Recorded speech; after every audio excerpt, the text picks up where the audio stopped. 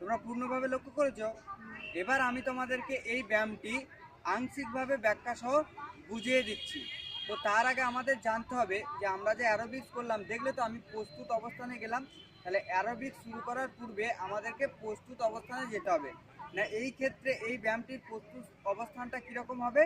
না আমরা বিশ্রাম অবস্থায় যেমন থাকি সেই রকমই থাকবে। আমাদের বাঁ পাটা বাঁ দিকে সরে যাবে কান সমান দূরত্বে, এবং বিশ্রামে যেমন হাতগুলি পেছনে যায়, এটা শরীরের পাশে থাকবে, আঙুলগুলি জোড়া অবস্থায় থাকবে এবং শরীরের পাশে প্যান্টের সেলাই বরাবর থাকবে, শরীর সোজা থাকবে, দৃষ্টি সামনে থাকবে।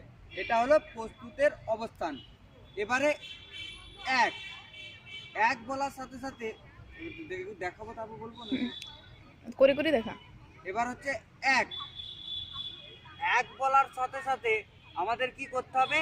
না আমাদের যে ডান পাটি রয়েছে এই ডান পাটিকে বাঁ পায়ের পাশে সামনের দিকে নিয়ে আসতে হবে এবং আমাদের শরীরটিকে সামনে ঝোঁকাতে হবে। পা দুটির মধ্যে একটা গুণিত চিহ্ন আকৃতি হবে। হাত দুটিকে এনে হাঁটুর কাছে গুণিত চিহ্ন করতে হবে এবং আঙুলগুলি চুটকি বাজানোর ভঙ্গিমায় রাখতে হবে। দৃষ্টি থাকবে হাতের দিকে। বুঝতে পেরেছো? এটি হলো এক। দুই দুই বলার সাথে সাথে আমাদের একের অবস্থান থেকে বাম পাটিকে বাঁ দিকে কান সমান দূরত্বে নিয়ে যেতে হবে এবং হাতগুলিকে শরীরের দুই পাশে তুলতে হবে। আমাদের হাত দুটিতে 135 ডিগ্রি একটা কোণের সৃষ্টি হবে এবং আঙুলগুলি দিয়ে চুটকি বাজানোর ভঙ্গিমা করতে হবে। এটা হলো দুই।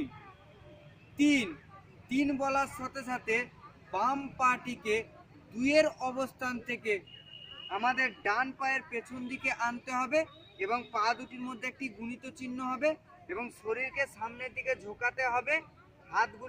হাতগুলিও চুটকির ভঙ্গিমায় সামনে হাঁটুর কাছে গুণিত চিহ্ন হবে এবং দৃষ্টি থাকবে হাতের দিকে। বুঝতে পেরেছো? এবং চার বলার সাথে সাথে ডান পাটিকে ডান দিকে কান সমান দূরত্বে প্রসারিত করতে হবে এবং হাতগুলি দু সাইড দিয়ে মাথার ওপরে উঠবে এবং আঙুলগুলি চুটকির ভঙ্গিমা করতে হবে বা চুটকি বাজাতে হবে। এই অবস্থানে শরীর থাকবে সোজা, দৃষ্টি থাকবে সামনে। এইভাবে ব্যায়ামটি আমাদের 16 সংখ্যা গণনা পর্যন্ত চলবে। যদি আমি 15 বলি আবার, 16 বলি করো, তাহলে তোমরা ব্যায়ামটি আবার করবে।